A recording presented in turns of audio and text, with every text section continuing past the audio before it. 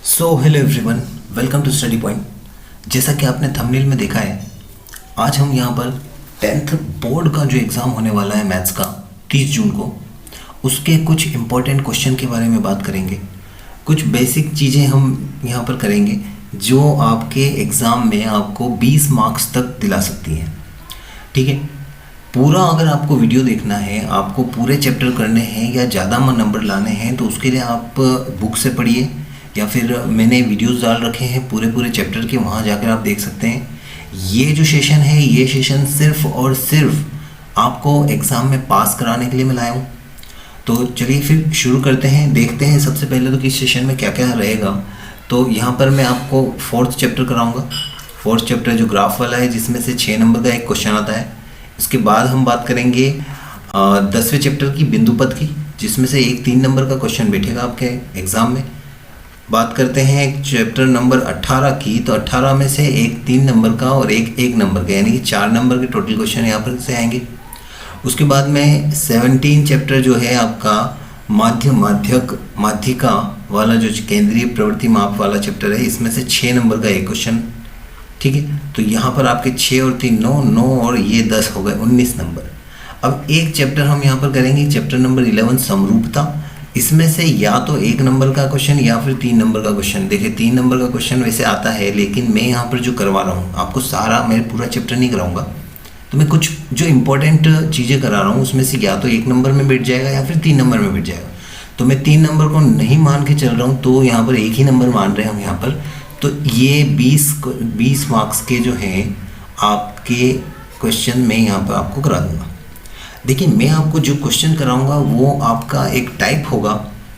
उस टाइप के क्वेश्चंस जितने भी हैं बुक्स में, वो आप रिपीट करिए, उनकी एक्सरसाइज जो भी है उनकी आप प्रैक्टिस कीजिए, तो आपके 20 नंबर कहीं नहीं गए। 20 नंबर आपको डेफिनेटली एग्ज़ाम में मिल ही जाएंगे ये सेशन देखने के बाद। तो चलिए फिर सेशन को शुरू करते हैं।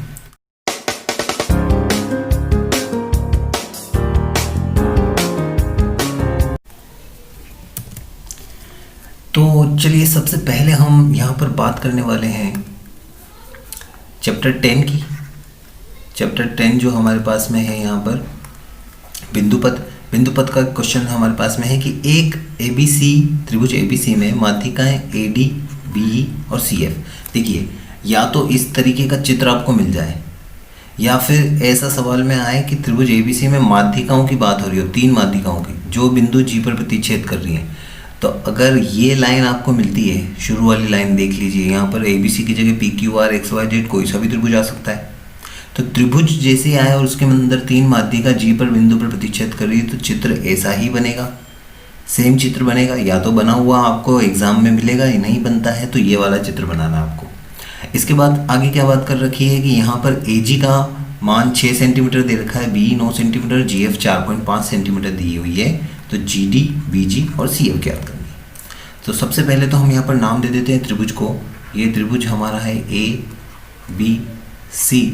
त्रिभुज ABC में ये जो है ये AD माध्यिका है, यहाँ पर आके ख़त्म हो रही है। ये माध्यिका जा रही है ये DE माध्यिका है, BE माध्यिका, और ये CF माध्यिका जो कि बिंदु G पर प्रतिच्छेद कर रही है। ठीक है, तो इस प्रकार का सवाल है। अब देखिए यहाँ पर हमारे पास एक प्रमेय लग जाती है। जैसे ही ये माध्यिका त्रिभुज बोला है, माध्यिकाएं दी हुई है, G पर प्रतिच्छेद कर रही है, तो यहाँ पर एक प्रमेय यूज हो जाती है। प्रमेय क्या है कि बिंदु G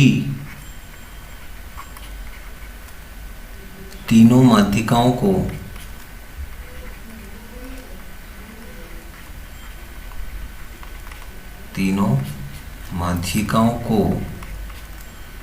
2:1 में विभाजित करेगा या करता है, जो भी है। तो बिंदु G जो है वो मध्य बिंदु है इन माध्यिकाओं का, और ये तीनों माध्यिकाओं को 2:1 में विभाजित करेगा। ये प्रमेय है, ये हमने प्रमेय से लिखा हुआ है। ये इस बिंदु पथ जो चैप्टर है इसकी एक प्रमेय है, बहुत ही इंपॉर्टेंट प्रमेय, और इसी प्रमेय के बेस पर ये क्वेश्चन आता है। ये क्वेश्चन जो है इसी प्रमेय के बेस पर आता है, और यही क्वेश्चन आपके 2018 में आया था। इस साल आने के चांसेस है 2020 में। तो देखिए यहाँ पर क्या रहेगा, जी बिंदु हर एक माध्यिका को, तो सबसे पहले हम बात करते हैं एडी माध्यिका की। तो एडी को 2:1 में विभाजित करने का मतलब है कि ए से जी तक 2 और जी से डी तक अनुपात 1। मान लिया कि अगर टोटल लंबाई एडी की 3 है, अगर टोटल एडी की लंबाई कितनी है, मान लेते हैं यहाँ पर कि एडी टोटल है 3 सेंटीमीटर, तो ए जी 2 सेंटीमीटर होगा और जी डी 1 सेंटीमीटर होगा। इस प्रकार से ये रहेगा, ठीक है, ऐसा हमने माना है ये। इसी प्रकार से बी के लिए भी रहेगा और सी एफ के लिए भी रहेगा। तो हम यहाँ पर इसको इस प्रकार से लिखते हैं, इसलिए ए जी अनुपात जी डी बराबर होगा 2:1। हम इसको ऐसा भी मान सकते हैं कि इसलिए ए जी बराबर 2x और जी डी बराबर x। जब भी अनुपात में होता है तो हम एक चर का गुणा करके इसको मान लेते हैं, तो 2x मान लिया एक चर का गुणा करके और जी डी को मान लिया x। पता नहीं है हमको, तो हमने ऐसे मान लिया। अब इसके बाद में हमारे पास में देखिए ए जी और जी डी, ए जी कहाँ पर है, ए से जी तक और जी से डी तक। अगर टोटल जोड़ दूँ तो ए डी बन जाएगी। जब ये 2x है और ये x है तो टोटल 3x हो जाएगा। तो ए डी कितना हो जाएगा, ए डी बराबर हो जाएगा 3x। ये मैं समझाने के लिए ही बता रहा हूँ तीनों चीज़ें, क्योंकि ये तीनों में नहीं लिखना है, ठीक है। जब जब यूज़ करना है तब तक लिखना है। तो ए डी में तो हमको यहाँ पर दिया हुआ है ए जी 6 सेंटीमीटर, तो x की वैल्यू फाइंड कर सकता हूँ मैं यहाँ से।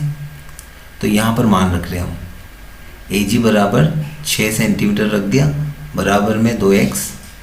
तो x की वैल्यू कितनी आ जाएगी, ये 6 के बटे में चला जाएगा, 6/2 बराबर x। तो x की वैल्यू क्या आ गई हमारे पास में, 3।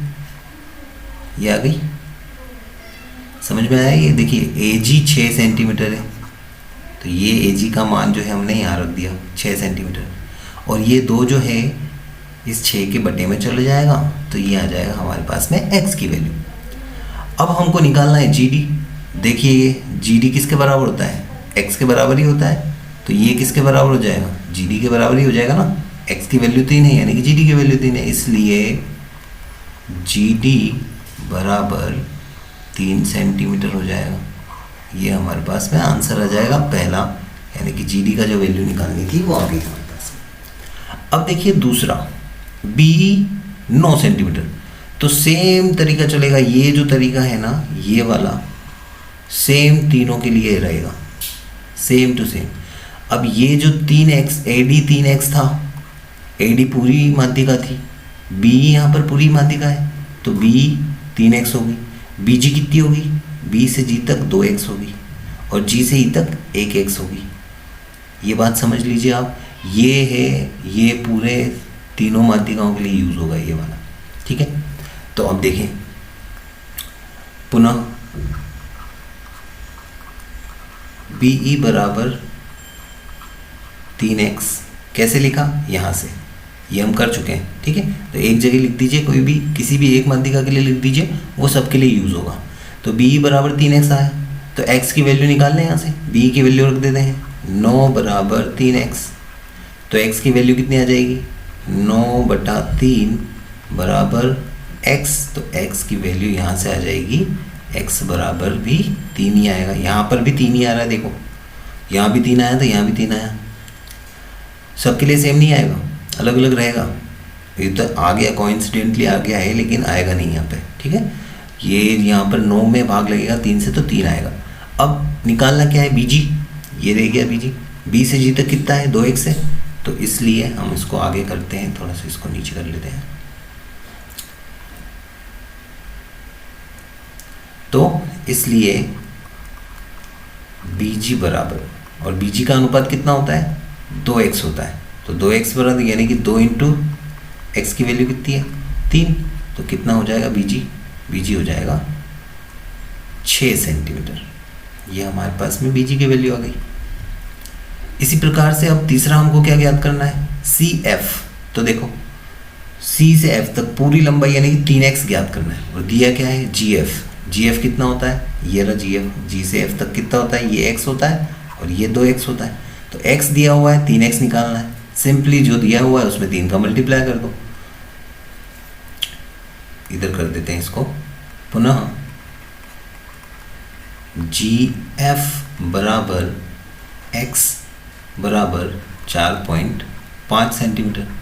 x बराबर 4.5 है, इसलिए निकालना है हमको सी एफ। और सी एफ टोटल माध्यिका है, मतलब पूरी माध्यिका। और पूरी माध्यिका की लंबाई कितनी होती है, 3x होती है। तो 3 का मल्टीप्लाई कर दो x में, और x का वैल्यू कितना है हमारे पास में, यहाँ 4.5 है। तो ये रख दिया हमने 4.5, और सिंपली इसको गुणा करते हैं। तो देखो 3 का 5 से गुणा करेंगे, तीनों पंजे 15 हासिल, यहाँ पर आएगी 1। 3 का फिर 4 से गुणा करेंगे 12, और 1 हासिल जुड़ने के बाद हो जाएगा 13, और एक संख्या छोड़ के पॉइंट लगाना है, तो ये 13.5 हमारे पास में आंसर निकल के आ जाएगा। तो ये हमारे पास में पूरा सवाल हो जाएगा इस प्रकार से। ये सी एफ की वैल्यू आ गई हमारे पास में, ये बी जी की वैल्यू आ गई, और ये हमने जी डी की वैल्यू निकाल ली थी। इसी टाइप का सवाल आपके एग्जाम में देखने को मिलेगा। तो अब इसी टाइप का एक और सवाल हमारे सामने यहाँ पर है। त्रिभुज ए बी सी में माध्यिकाएं ए डी, बी और सी एफ जी बिंदु पर प्रतिच्छेद करती। सेम लाइन आएगी, ये लाइन सेम आएगी आपके पास में, ठीक है। यहाँ पर त्रिभुज का भले ही नाम चेंज कर सकते हो, लेकिन लाइन ये आएगी, और ये लाइन आने पर ये वाला चित्र आपको बनाना है, जिसमें ये बिंदु हो जाएगा बिंदु ए, ये बिंदु बी और ये बिंदु सी। ये आप अपने हिसाब से दे सकते हैं, कोई फर्क नहीं पड़ेगा इसमें। ये बिंदु हो जाएगा बीच में जी। अब देखो यहाँ पर जी एफ कितना दिया है, जी एफ दिया है 4, जी से एफ तक।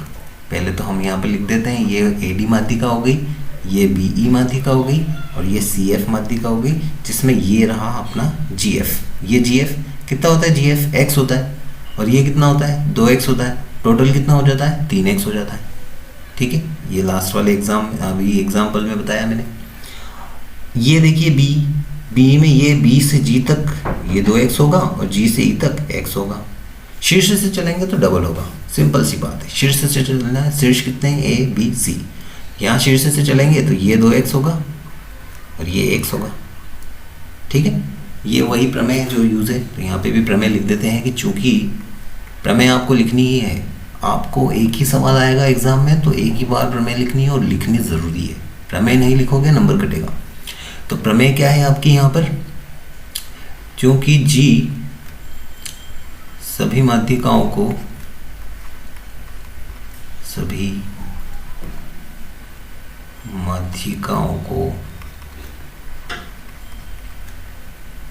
प्रतिच्छेद करता है, या फिर 2:1 में विभाजित करता है। 2:1 में विभाजित करता है,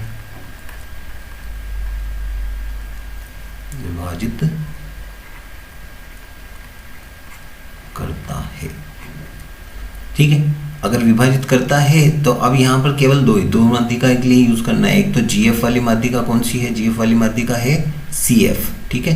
तो यहाँ पर दिया हुआ है, और निकालने कितना है, जी सी निकालना है। जी सी निकालना है, यानी कि 2x निकालना है। तो इसलिए सी जी अनुपात जी एफ बराबर होगा 2:1। इसलिए सी जी बराबर हमने मान लिया 2x, जी एफ बराबर कितना हो जाएगा 1x। और वैसे अब सी एफ लिखने की ज़रूरत नहीं है, लिख दो भले ही, क्योंकि यहाँ निकालना तो है नहीं सी एफ। सी एफ कितना हो जाएगा 3x, ये 2x और ये 1x, दोनों जुड़ जाएंगे, टोटल सी एफ बन जाएगा, और सी एफ का मान कितना बन जाएगा 3x बन जाएगा। वैसे इसकी ज़रूरत पड़ेगी नहीं, यहाँ पर निकालना ही नहीं है, जी सी निकालना है, और जी एफ दिया हुआ है, देखो ये दिया हुआ है और ये निकालना है, सिंपली आ जाएगा। जी एफ का मान रख देते हैं, चलो जी एफ कितना दे रखा है हमको, 4 दे रखा है, 4 बराबर x हो गया, x की वैल्यू आ गई 4, ये वैल्यू यहाँ पर रख देते हैं। इसलिए सी जी बराबर 2 × 4 हो जाएगा। 2 × 4 कितना होता है 8 सेंटीमीटर। तो ये आंसर आ गया है, सी जी का मान कितना आ जाएगा 8 सेंटीमीटर। सिंपली ये आपका सवाल हो गया।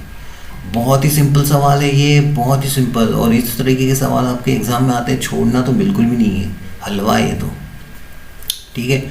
चलो अब देखते हैं दूसरा यहाँ पर AD। तो AD माध्यिका ये 3x दे दिया आपने को। AD कितना होता है 3x होता है ना। टोटल देखो A से G तक ये रहा 2x और ये 1x, टोटल कितना हो गया AD 3x। 3x दे रखा है और GD पूछा है, GD कितना होता है, x होता है। चलो निकालते हैं, इसमें आगे चलते हैं। तो हमको दिया हुआ है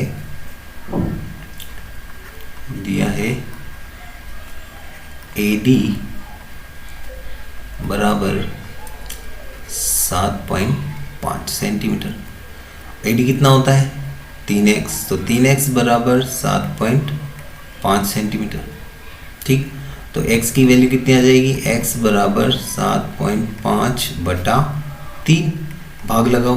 तो देखो 3 का भाग जब 7 में देंगे तो 2 बार जाएगा, 3 दूना 6, 1 बचा, 1 के उतरे जाएगा 5, 15 हो जाएगा। तो ये हो जाएगा, तीनों पंजे 15, और 1 के बाद पॉइंट लगाना, ये लगा दिया 1 के बाद पॉइंट, 2.5 आ गया। अब GD जो होता है वो x के बराबर होता है, इसलिए GD बराबर x, यानी कि GD बराबर कितना हो जाएगा, 2.5 सेंटीमीटर। ये हमारे पास में आंसर आ गए दोनों ही। ठीक है, GD निकालना था तो GD भी आ गया हमारे पास 2.5, तो CG आ गया 8 सेंटीमीटर। ये वाली जो स्टेप है, ये यहाँ से लेकर यहाँ तक, ये वाली स्टेप आपके लिए मोस्ट इम्पोर्टेंट है। ये अगर आपको याद हो गई, ये समझ में आ गई, तो बस, तो फिर कोई दिक्कत ही नहीं है इस क्वेश्चन में। सिंपल से है। देखो सारों में ये 2x, ये 1x और ये 3x, ये समझ में आना चाहिए कैसा हुआ। ठीक है, टोटल तो ये यहाँ पर एक बार फिर से यहाँ पर इसको मैं बता दूँ कि देखो AD है तो ये 2x रहेगा A से G तक, और बचा हुआ आगे का भाग x रहेगा। ठीक है, फिर यहाँ B से चलें तो आगे वाला 2x, पीछे वाला x, C से चलें तो ये आगे वाला 2x, पीछे वाला x, टोटल जोड़ लोगे तो 3x बन जाएगा। बीच में बिंदु आएगा G जो है विभाजित करता हुआ चलेगा, तो CG 2x, GF x, total बन गया 3x। जिसमें से जो भी दिया हो x का वैल्यू निकालना है, x का वैल्यू निकाल के फिर दूसरी तरफ गुणा कर देना है। इस प्रकार से सारे निकल जाएंगे।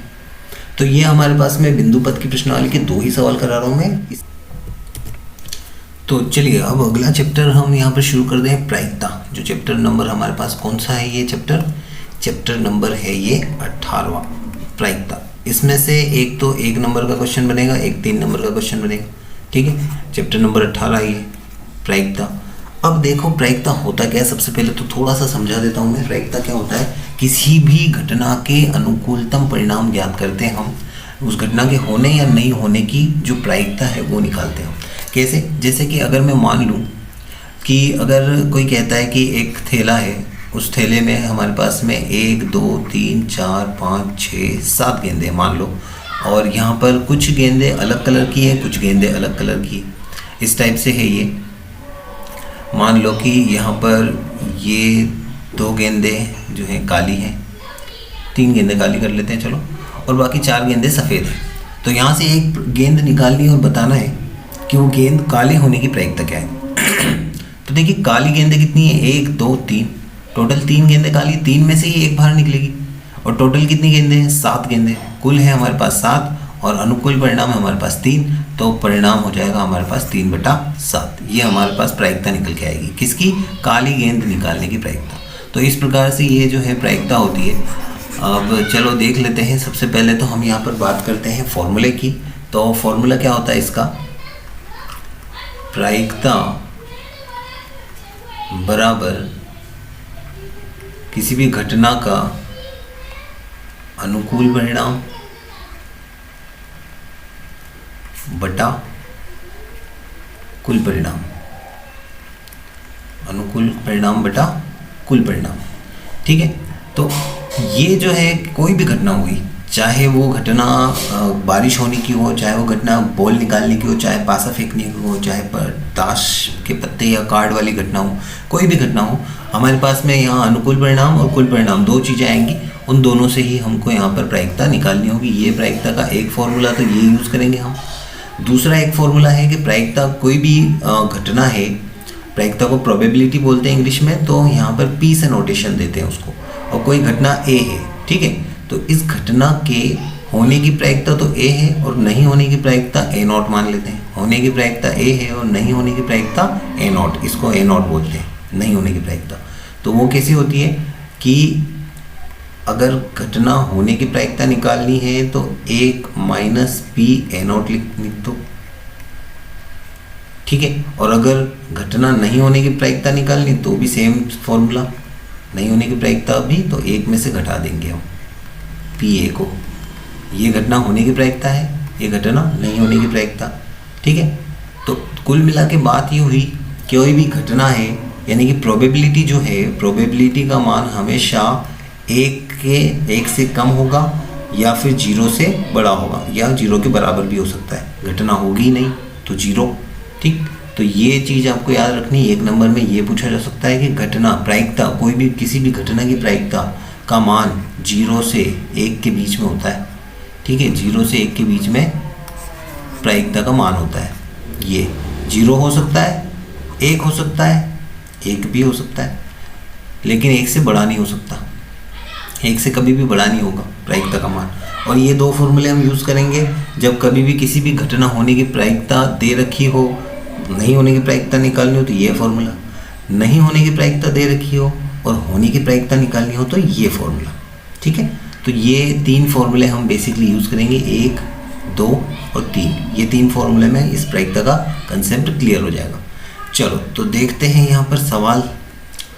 तो हमारे पास में यहाँ पर एक सवाल दिया हुआ है, चैप्टर नंबर 18.1 से प्रश्नमाला 18.1 से हमने ये क्वेश्चन लिया है। एक सिक्के, अब देखो सिक्के वाले सवाल है यहाँ पर, तो सिक्के का कंसेप्ट समझा देता हूँ पहले तो मैं, कि एक सिक्का हमारे पास में यहाँ पर है जिसके 2 तरफ में या तो एक तरफ हेड होगा, टेल होगा, ठीक है। एक सिक्के को अगर फेंकेंगे तो या तो हेड आ सकता है या फिर टेल आ सकता है। तो कुल परिणाम कितने बन गए? 2 बन गए।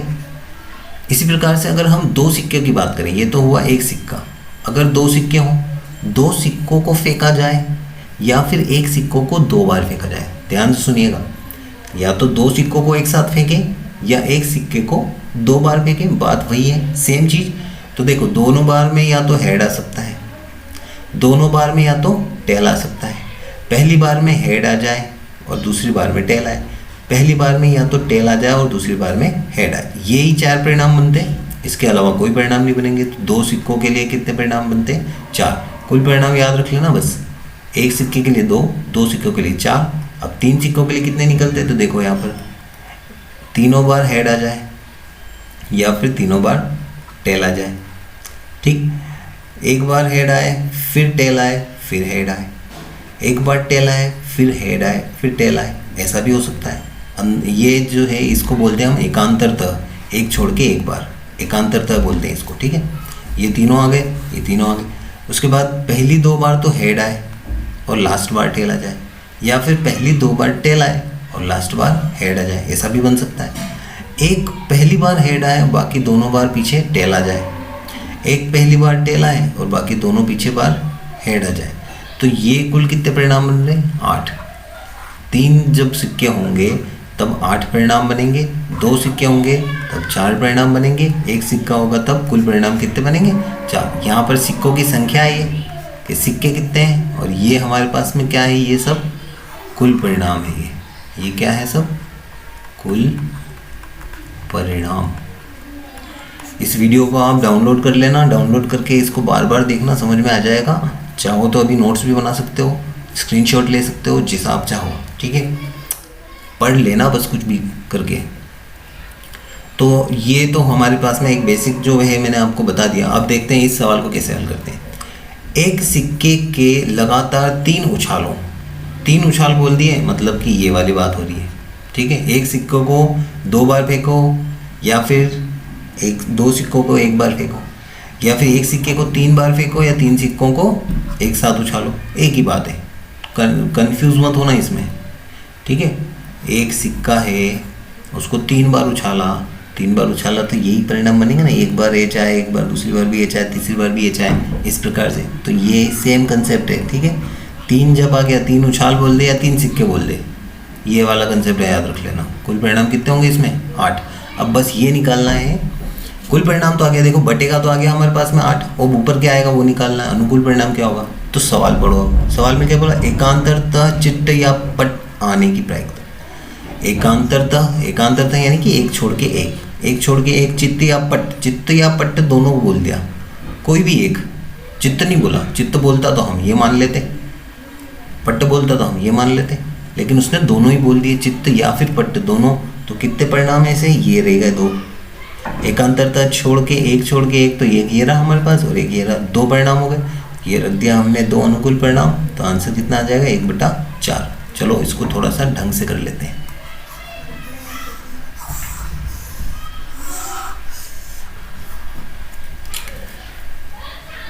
देखो लिखेंगे कैसे? प्रायिकता, सबसे पहले तो हम यहाँ पे क्या करते हैं, लिख देते हैं क्या क्या हमको करना है। तो देखो 3 उछालों, 3 बार उछाला ना, तो 3 उछालों में कुल परिणाम कितने बने वो लिखने पड़ेंगे हमको यहाँ। तो कुल परिणाम कितने बन रहे हैं 3 उछालों में? 8।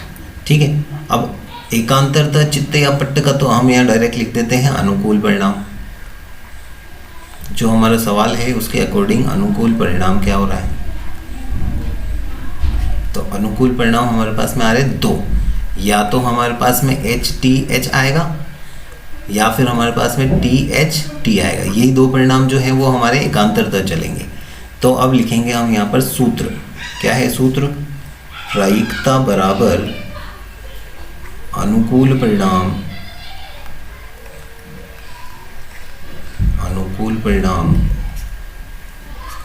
बटा क्या आएगा? कुल परिणाम। ठीक है, बस वैल्यू पुट कर दो। अनुकूल परिणाम है 2, कुल परिणाम है 8। ये इससे कट रहा है कितनी बार? 1/4 बार, और यही हमारा क्या आ जाएगा? आंसर आ जाएगा।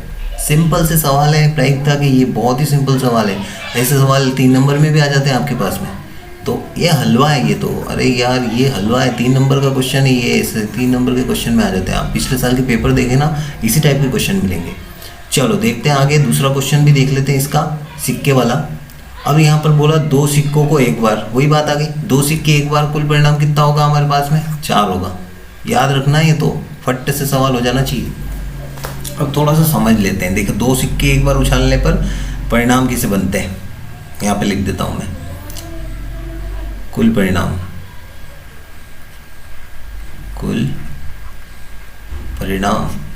बराबर, और उन परिणामों को लिख भी देते हैं। चलो 2 सिक्के हैं तो या तो दोनों बार एच आ जाएगा या दोनों बार टेल आ जाएगा।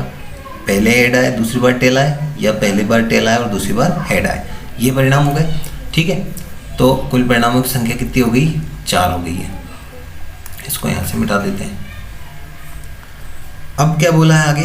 उछालने पर अधिक से अधिक एक पट्ट आने की प्रायिकता। अधिक से अधिक एक, थोड़ा सा इस कंसेप्ट को समझ लो आप। अधिक से अधिक एक बोला मतलब एक से अधिक नहीं होना चाहिए, सबसे ज़्यादा, अधिक से अधिक एक से ज़्यादा होना ही नहीं चाहिए। अब अधिक से अधिक बोल दिया तो उससे ज़्यादा नहीं होना चाहिए।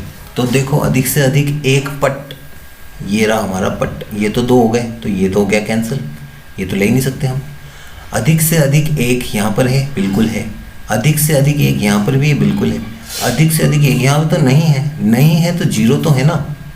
एक से ज़्यादा नहीं होना चाहिए, कम में तो हम राजी होंगे। तो ये हमारे अनुकूल परिणाम में तीनों आएंगे। ठीक है, तो अनुकूल परिणाम क्या हो गया हमारे पास में? अनुकूल परिणाम हो जाएगा 3। समझ लो वापस से एक बार, अधिक से अधिक एक में हम 0 को भी लेंगे।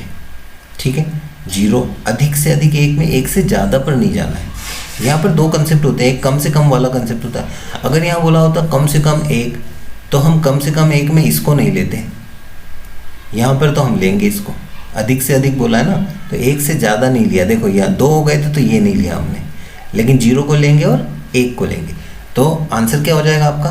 देखिए मैं यहाँ पर फॉर्मूला बार बार नहीं लिख रहा हूँ, फॉर्मूला आपको याद करना है और लिखना आपको बार बार है, तो डायरेक्ट आंसर आ जाएगा 3/4, कटते नहीं है, तो यही आंसर है। ठीक है, अब इसी में अगर मैं ऐसा बात करूँ, अधिक से अधिक 2 बोलता तो अधिक से अधिक 2 में ये भी आ जाता फिर। ठीक है, तो चारों परिणाम हो जाते हैं हमारे पास में। अब एक और बात करें हम, यहाँ पर अगर बोलता वो कम से कम एक पट्ट आने की प्रायिकता, कम से कम एक पट्ट, कम से कम एक तो होना ही चाहिए। देखो ये 2 हैं, एक पट्ट, कम से कम एक पट्ट यानी कि टेल, तो यहाँ पर तो एक भी नहीं है, इस जगह एक भी नहीं है ना, तो ये हो जाएगा हमारा कैंसिल। यहाँ पर 2 है तो कम से कम एक तो है ही सही, यहाँ भी कम से कम एक है, यहाँ भी कम से कम एक है, तो यहाँ पर भी 3 परिणाम हमारे अनुकूल है। तो 3/4 उसकी भी प्रायिकता 3/4 ही बनेगी। ठीक है, तो इस तरीके से आपको ये इस टाइप के सवाल आपको सॉल्व करने हैं। तो चलो अब आ जाते हैं हम अगले सवाल पे। सिक्के वाला सवाल हमने कर लिया, अब आ जाता है पासे वाला सवाल। पासे वाला सवाल बहुत बार पूछा जाता है। पासा होता क्या है, तो ये देखिए आपके सामने एक पासा मैंने यहाँ पर रखा हुआ है जिसमें 6 साइड होती हैं। ठीक है, और इस पर गिनती होती है 1 से 6 तक, 1 2 3 4 5 6, ये हमारे पास में गिनती होती है 1 2 3 4 5 और 6। या तो नंबर लिखे होते हैं या इस प्रकार से डॉट बने होते हैं। ठीक है, तो इसे हम पासा बोलते हैं, जिससे हम लूडो खेलते हैं, सांप सीढ़ी वगैरह खेलते हैं, वो उस टाइप का ये एक डाइस रहता है, डाइस बोलते हैं इंग्लिश में। एक पासे को 2 बार फेंका जाता है। तो पहले इसका कंसेप्ट समझा देता हूँ, उसके बाद सवाल का हल करेंगे। देखो, एक पासे को 2 बार फेंकें या 2 पासे को 1 बार फेंकें। तो सबसे पहले तो बात करते हैं एक पासे की। जब हो कब, जब एक पासा हो आपके पास में, तो आपके पास कुल परिणाम कितने होंगे, 6 होंगे। 6 से ज़्यादा आ सकता है कि एक पासा फेंकोगे तो या तो 1 आएगा, 2 आएगा, 3 आएगा, 4 आएगा, 5 आएगा, या 6, अधिकतम 6 आ सकता है। तो कुल परिणाम यहाँ पे क्या हो गए, 6। अब बात करते हैं या तो 2 पासे फेंकें या एक पासे को 2 बार फेंकें। सेम कंसेप्ट सेम है, एक पासे को 2 बार फेंकना है या 2 पासे को 1 बार फेंकना है। तो देखो यहाँ पर मैं बना देता हूँ मैं कि क्या कंसेप्ट। टोटल तो यहाँ 36 परिणाम बनते हैं। कैसे बनते हैं, तो देखो, पहले वाले पासे पर 1 आया, दूसरे पर भी 1 आ गया। पहले वाले पर 1 आया, दूसरे पर 2 आ गया। पहले वाले पर पासे पर 1 आया, दूसरे वाले पर 3 आ गया। उसी प्रकार से 1 4 1 5 और 1 और 6, पहले वाले पासे पर 1 आया, दूसरे वाले पासे पर 6 आ गया। वैसे ही यहाँ पर बनेगा, पहले वाले पर 2 आ जाए, दूसरे वाले पर 1 आए, तो ये 2 2 2 3 2 4 2 5 2 6। ये 21 22 23 नहीं है, गिनती नहीं लिख रहा हूँ मैं। ठीक है, कोमा है यहाँ बीच में, मैं लगा नहीं रहा हूँ, टाइम नहीं इतना। 3 1 3 2 3 3 3 4 3 5 और 3 6। इसी प्रकार से 4 1 4 2 4 3 4 4 4 5 4 6। इसी प्रकार से 5 1 5 2 5 3 5 4 5 5 और 5 6। और इसी प्रकार से आगे आ जाएगा 6 1 6 2 6 3 6 4 6 5 और 6 6। मिनिमम आपके साथ में यहाँ 2 पासे में मिनिमम आता है 2 और मैक्सिमम आता है 12। खेले तो हो गया, आप खेले होगे तो पता होगा। ठीक है, कि मैक्सिमम 12 आ सकता है और मिनिमम 2 आ सकता है, एक तो आएगा नहीं। कभी अगर ऐसा सवाल पूछ ले कि 2 पासे एक साथ फेंके जाए, 1 आने की प्रायिकता, सिंपल सा 0 आंसर लिख के आ जाना। 13 आने की प्रायिकता, ये देखो यहाँ दे रखा है, 13 आ सकता है क्या, अधिकतम तो 12 ही आ रहा है, तो इसकी प्रायिकता कितनी हो जाएगी, इसकी प्रायिकता 0 हो जाएगी। 9 आने की प्रायिकता, देखो यहाँ पर पूछा, आप सवाल सॉल्व करते हैं। एक पासे को 2 बार उछाला जाता है, तो इसकी क्या प्रायिकता है कि संख्याओं का योग 9 हो। अब देखो यहाँ पर 9 कहाँ बन रहा है, ये तो 9 बन नहीं रहा है, यहाँ पे भी 9 बन नहीं रहा है, यहाँ पे भी 9 बन नहीं रहा है, ये बन रहा है 9। 4 और 5 9 होता है, और ये 5 और 4 9 होता है। इधर 3 और 6 9 होता है, और ये 6 और 3 9 होता है। इसके अलावा कहीं 9 बनता है, देख लो कहीं मिल रहा हो तो। यही 4 होता है भैया, मेरे को तो ये इतना ही होता है। तो ये हो गया अपने पास में 4 अनुकूल परिणाम, हमारे पास में 4, और कुल परिणाम कितने हैं, ये टोटल 36 परिणाम है। तो 4/36 कट जाएगा, तो 1/9 आपका आंसर आ जाएगा। ठीक है, ये आपका 1/9। ये ऐसे कभी मत रखिए ना कि यहाँ 9 आ रहा है तो ये 9 दे रखा है, ऐसे कैसे 9 रख दो सर, सीधा सा आंसर आ रहा है, इतना सॉल्व करने की ज़रूरत कहाँ है, ऐसा नहीं होगा। ठीक है, इस तरीके से हल करना है आपको। तो मैं इसको थोड़ा सा सिस्टमेटिक लिख देता हूँ। अब ये तो रहने देते हैं अपन, इसको मिटा देते हैं।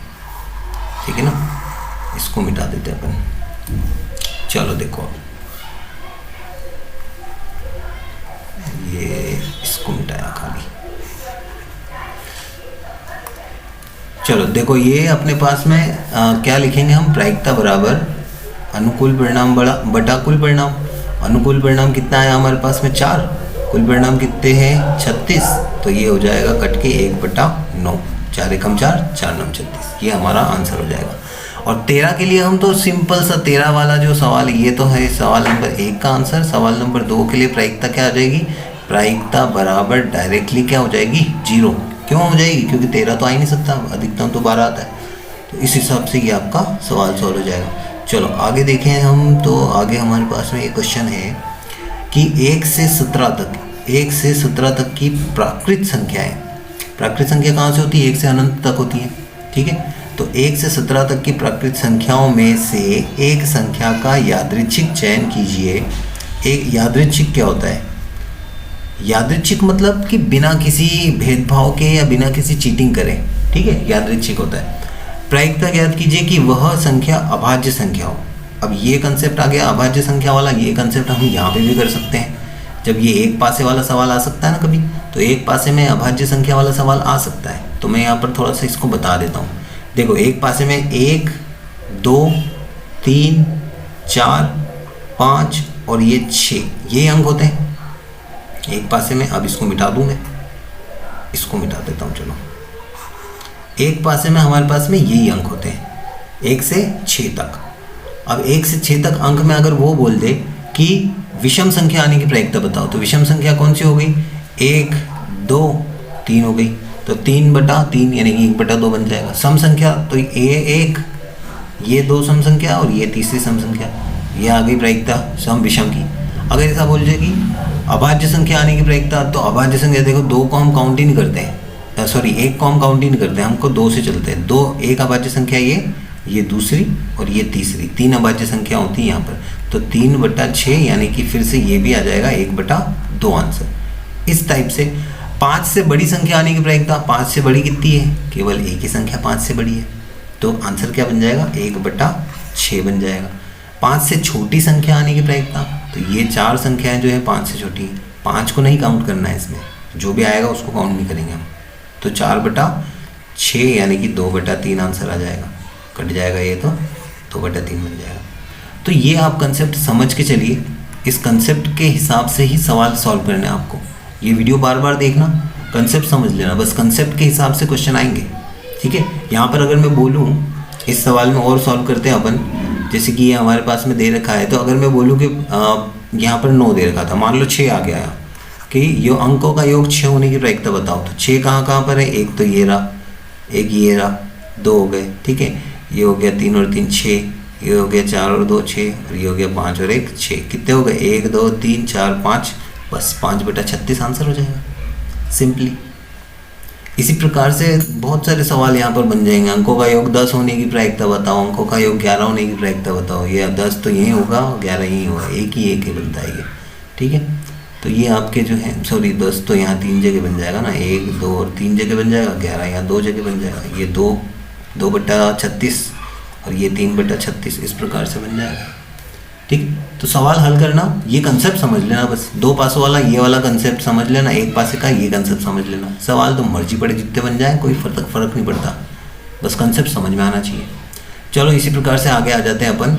अगर संख्याओं वाला सवाल आ गया हमारे पास में कि 1 से 17 तक संख्या है और बताओ कि अभाज्य संख्या आने की प्रायिकता, तो 1 से 17 के बीच में अभाज्य संख्या कितनी होती है। देखो 1 को तो छोड़ ही दो, 2 से शुरू होती है अभाज्य संख्या, 2 है, उसके बाद में 3 है, उसके बाद में 5 है, 5 के बाद में 7 अभाज्य है, फिर 11, उसके बाद में 13 और उसके बाद में खुद 17। ये हमारे पास में अभाज्य संख्या 1 2 3 4 5 6 7, ठीक है। तो यहाँ इस प्रकार से लिखना है कि 1 से 17 के बीच अभाज्य संख्या, 1 से 17 के बीच अभाज्य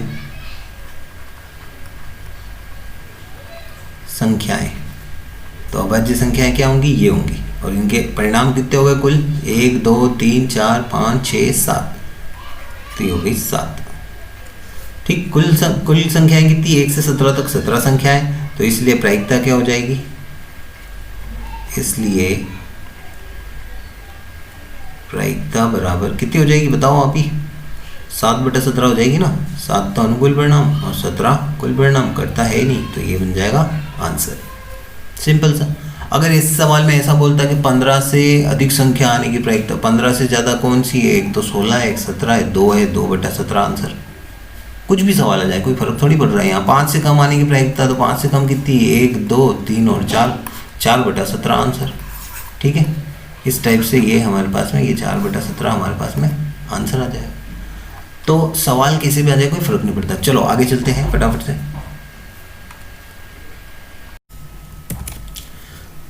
तो चलो अब हमारे पास में आ जाता है ये बहुत ही इम्पोर्टेंट सवाल, कार्ड्स वाला। प्लेइंग कार्ड्स जो होते हैं, कार्ड्स का सवाल है हमारे पास में। अब देखो, कार्ड्स जिसने नहीं देखे, देखें बहुत अच्छी बात है, नहीं देखे तो यहाँ देख लो। तो ये जो होता है इसको हम बोलते हैं काला पान या हुकुम का पत्ता। क्या बोलते हैं इसको हम, हुकुम। ठीक है, ये होता है चिड़ी, ये होता है पान, लाल पान, ये होता है चिड़ी, और ये होता है ईंट। ठीक है, ये पत्तों के नाम हैं, इन नाम को याद रखना है, हुकुम, पान, चिड़ी, ईंट। चिड़ी है ये 4 टाइप के पत्ते होते हैं, ये टाइप है ये। ठीक है, सब में एक एक इक्का होता है, ये मैं यहाँ पे बता देता हूँ थोड़ा सा। देखो ये इक्का, फिर 2 से लेकर 10 तक गिनती सब में होगी। उसके बाद में फिर ये गुलाम, ये बेगम, ये बादशाह, जोकर को हम नहीं काउंट करेंगे, ये पत्ते कोई मतलब के नहीं है। ठीक है, तो 13 पत्ते होते हैं कुल, 1 2 3 4 5 6 7 8 9 10 11 12 और 13, ये 13 पत्ते होंगे हर एक में। तो अब थोड़ा सा इसको समझ लो। ठीक है, पहली चीज़ ये याद रखनी, हुकुम के पत्ते, पान के पत्ते, चिड़ी के पत्ते, ईंट के पत्ते, हर एक में होते हैं 13 पत्ते। यहाँ भी 13, इसके भी 13 पत्ते, इसके भी 13 पत्ते, इसके भी 13 पत्ते। तो टोटल कितने हो गए, ये हो गए 52 पत्ते। 13 चौक 52। कुल पत्तों की संख्या कितनी आएगी, तो कुल पत्ते हैं 52, जिसमें से हुकुम के कितने हैं 13, पान के कितने हैं 13, चिड़ी के कितने हैं 13 और ईंट के कितने हैं 13। अब बात करते हैं यहाँ पे कलर की। तो काले कलर के कितने हैं 13 ये और 13 ये। टोटल कितने हो गए 26 पत्ते काले कलर के। ठीक है, हम बोले काले पत्ते कितने हैं 26। उसी प्रकार से बचे हुए जो पत्ते हैं लाल, वो भी कितने हो गए 26। तो 26 पत्ते काले, 26 पत्ते लाल, ये याद रखना है। दूसरी बात, तीसरी बात, सभी में एक एक इक्का होता है, तो टोटल कितने इक्के हो गए 4 इक्के। सभी में एक एक गुलाम होता है, टोटल कितने गुलाम हो गए 4। सभी में एक एक क्वीन होती है, सभी में तो 4 क्वीन हो गई, यानी कि 4 रानियाँ हो गई, 4 बेगम हो गई और 4 बादशाह सभी में होंगे। इनको हम, इन तीनों को फेस कार्ड बोलते हैं। कौन से कार्ड बोलते हैं, फेस कार्ड बोलते हैं, क्योंकि फेस बने होते हैं इसमें। ठीक है, तो फेस कार्ड एक में 3 है, तो चारों में कितने हो गए 3 चौक 12। टोटल फेस कार्ड कितने हो गए 12। वापस से बताऊं, देखो सबसे पहले तो कुल पत्ते 52, कुल पत्ते 52 में से, चलो इसको थोड़ा सा मैं अपने हिसाब से लिख देता हूँ।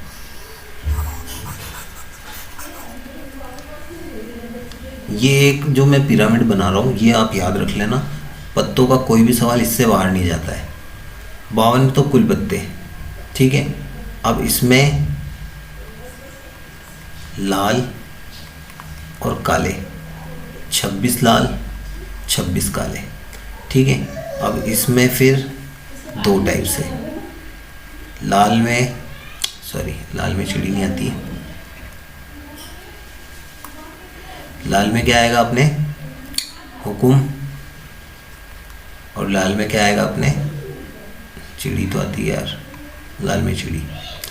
फिर यहाँ पे पान, अरे यार लाल में चिड़ी लाल में लिख दिया मैंने, काला कर देते हैं, चलो इसको काला कर देते हैं, काले के और ये लाल के पत्ते, लाल 26 काले 26। हुकुम में फिर यहाँ पे 13, चिड़ी में 13, पान में 13 और यहाँ पर ईंट के 13 पत्ते। फिर सभी में एक एक इक्का होता है। ठीक है, एक एक गुलाम, बेगम, बादशाह यहाँ पे लिख देता हूँ। वैसे यहाँ पर और यहाँ पर भी गुलाम, बेगम, बादशाह। तो इन तीनों को जो है फेस कार्ड बोलते हैं हम। इन तीनों को क्या बोलते हैं हम, फेस कार्ड। तो ये टोटल फेस कार्ड कितने हो गए 12 फेस कार्ड हो गए। टोटल इक्के कितने हो गए, टोटल 4 इक्के। उसी प्रकार से 4 गुलाम, 4 बेगम, 4 बादशाह। ठीक है, तो इन पे ही क्वेश्चन बनते हैं। कुल 52 पत्ते, 26 काले, 26 लाल, 13 हुकुम के, 13 चिड़ी के, 13 पान के, 13 ईंट के, इक्के सब में होंगे एक एक, गुलाम भी सब में होगा, बेगम बादशाह भी सब में एक एक होंगे। फेस कार्डों की संख्या कितनी होगी? 12। इक्कों की संख्या कितनी होगी? 4। तो काले इक्के कितने हो गए? 2 काले इक्के हो गए और 2 लाल इक्के हो गए। ठीक है, ऐसे भी क्वेश्चन बनते हैं। चलो क्वेश्चन पे आ जाते हैं फटाफट से। ये समझ में आ गया होगा आपको, नहीं आए तो फिर से रिवाइंड करके वीडियो को देख लेना, बार बार देख लेना, समझ में आ जाएगा। ये हमारे पास में आ जाता है, एक क्वेश्चन दे रखा है बुक का। 52 पत्तों को अच्छी तरीके से फेंटी गई एक गड्डी में से एक पत्ता निकाला जाए। अब यहाँ पर पत्तों की संख्या कितनी है? 52। तो हम बटे में 52 ही रखेंगे क्योंकि 52 की बात कर ली उसने। निम्नलिखित में से प्रायिकता ज्ञात करो लाल रंग का गुलाम होने की। अब लाल रंग के गुलाम कितने भैया? लाल रंग के 2 गुलाम होते हैं, अभी बताया था मैंने। ठीक है कि लाल रंग में गुलाम 2 होंगे, काले रंग में भी गुलाम 2 होंगे। तो 2/52 यानी कि ये कट के हो जाएगा 1/26। तो ये आपका बन गया आंसर, सिंपल सा। लाल रंग का एक पत्ता होने की प्रायिकता बताओ। लाल रंग का पत्ता, टोटल लाल रंग के पत्ते कितने हैं? 26 पत्ते लाल रंग के हैं, कुल पत्ते 52। 26/52 कट के आ जाएगा 1/2। पान का इक्का, पान का जो इक्का एक ही होता है भैया। ठीक है, पान का इक्का कर दिया उसने, काला इक्का या लाल इक्का नहीं बोला, फिक्स बोल दिया पान का तो एक ही इक्का होता है ना, तो 1/52 आंसर। ईंट की बेगम, ईंट की बेगम भी एक होती है, तो 1/52 आंसर। हुकुम का पत्ता, अब देखो हुकुम का कौन सा पत्ता ये नहीं बोला, हुकुम के तो 13 पत्ते होते हैं ना हमारे पास में, तो 13/52 कटेगा तो 1/4। ये हमारे पास में आंसर आ जाएगा। ठीक, कुछ भी आ सकता है सवाल। अगर ऐसा नहीं आता है, ऐसा ये 52 पत्ते नहीं आता, ऐसे मैं बोलता कि 52 पत्तों में से काले पत्ते ले लिए, काले पत्तों में से एक पत्ता हुकुम का निकालो, तो हुकुम के पत्ते हैं 13 और काले पत्ते हैं 26, तो 13/26 बन जाता है, ये 1/2 आंसर आ जाता। इस टाइप से सवाल बन सकता है, कुछ भी सवाल बन सकता है। और भी बता दूं आपको, तो लाल पत्तों में से एक पत्ता चिड़ी का होने की प्रायिकता बताओ, तो लाल में चिड़ी होती है क्या? 0 आंसर। तो आज के सेशन को अब यहीं पे ख़त्म करते हैं क्योंकि वीडियो बहुत बड़ा हो जाएगा अगर मैं सारे ही चैप्टर आज करा दूंगा। तो आगे के सेशन में देखते हैं कि 2 या 3 पार्ट में इसको कंप्लीट कर देंगे। कोशिश करूंगा कि अगले पार्ट में पूरा कंप्लीट कर दूं, नहीं तो तीसरा पार्ट कर लेंगे। तो सॉल्व कीजिए इन क्वेश्चंस को, इसके टाइप के क्वेश्चन को सॉल्व कीजिए, और लगता है आपको कुछ भी तो मुझे मैसेज करके आप पूछ सकते हैं। चलिए, तो बस यहीं तक ख़त्म करते हैं इस सेशन को। आगे के सेशन में जो चैप्टर नंबर 4 है, चैप्टर नंबर 11 है, चैप्टर नंबर 17 है, इनको कंप्लीट करेंगे अपन। तब तक के लिए thank you and keep study.